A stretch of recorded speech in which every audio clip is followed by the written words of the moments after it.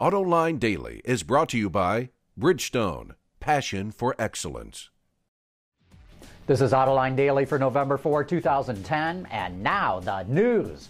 Just as General Motors gets ready for its IPO, the company announced how much money it thinks it will make in the third quarter. How does $2.2 to $2.4 billion sound to you? That's before interest and taxes. For the year, GM expects an EBIT, that's earning before income taxes, of up to $6.2 billion. Yowza! Them is some impressive numbers.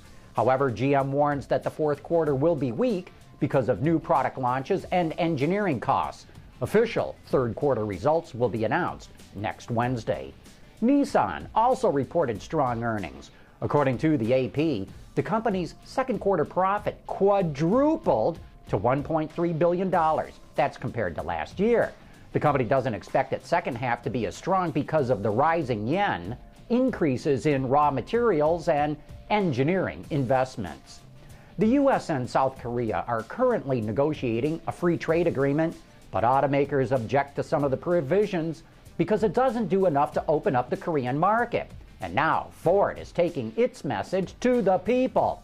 According to the Detroit News, the company launched a website and is also running newspaper ads in several states with close ties to the industry, urging changes in the agreement. This year, it's estimated that South Korea will export over 500,000 vehicles to the U.S., while the U.S. will export fewer than 7,500 cars to South Korea. In a move to strengthen their relationship, Panasonic announced it will take a stake in Tesla. According to the AFP, Panasonic invested $30 million to take a 2% stake in Tesla. The company already provides Tesla with lithium-ion batteries for its electric vehicles. Well, finally, we can report on how sales in the American market went for the month of October, as tallied by our friends over at Ward's. The total number of sales came in at just over 947,000 units. That's below the million unit level that I keep saying we need to see before we can really say the American market is getting back on its feet. But the seasonally adjusted annual rate, the SAAR, came in at 12.2 million, which is considerably healthier than we've seen all year long. If you compare sales to a year ago, they were up more than 17%, but remember, last year was a disaster, so we can learn more comparing sales on a month-over-month basis. And on that basis, they fell 8% compared to September. Or stated another way, that means 8,800 fewer customers went out and bought a car last month. Again, on a month-over-month basis, very few automakers increased market share. But topping the list was General Motors, which picked up a whopping 1.3 points of share. Honda and Subaru managed to eke out a gain, and BMW and VW picked up a fraction of a share. The best-selling car in the USA was the Toyota Camry, followed by the Honda Accord. They were followed in a tight pack by the Nissan Altima, the Hyundai Sonata, and the Ford Fusion. On the truck side, the Ford F-Series easily outdistanced its competitors. The Silverado continued selling more or less at the rate it's been at all year long, but the GMC Sierra picked up some momentum, while the Toyota Tundra and Nissan Titan lagged far, far behind.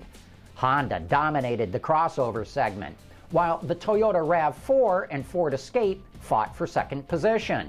The Chevy Equinox and, surprise, surprise, the Kia Sorento rounded out the top five.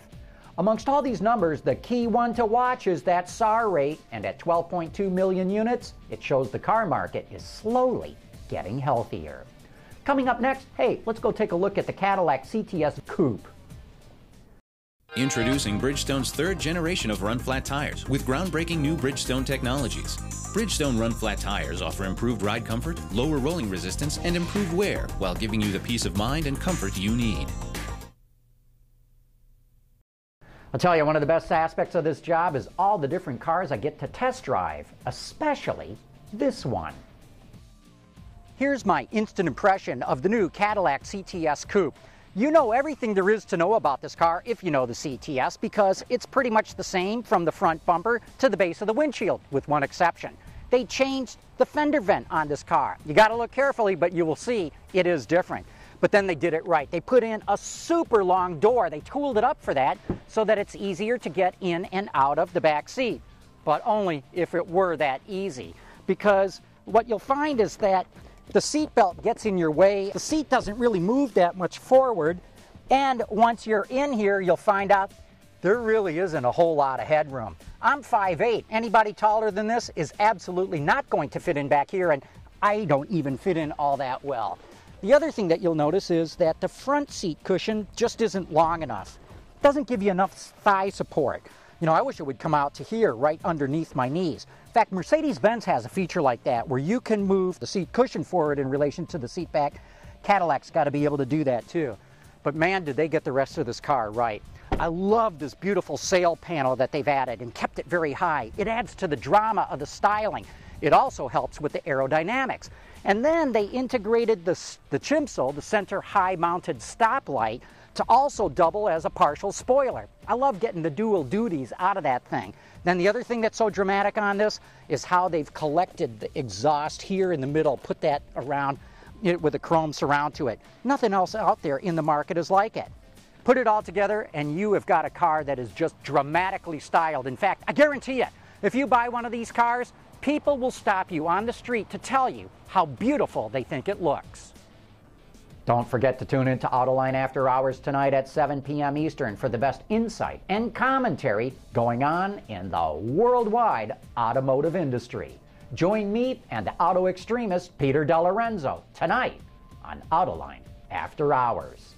And that's it for today's report on the top news in the global automotive industry. Thanks for watching. We'll see you tomorrow.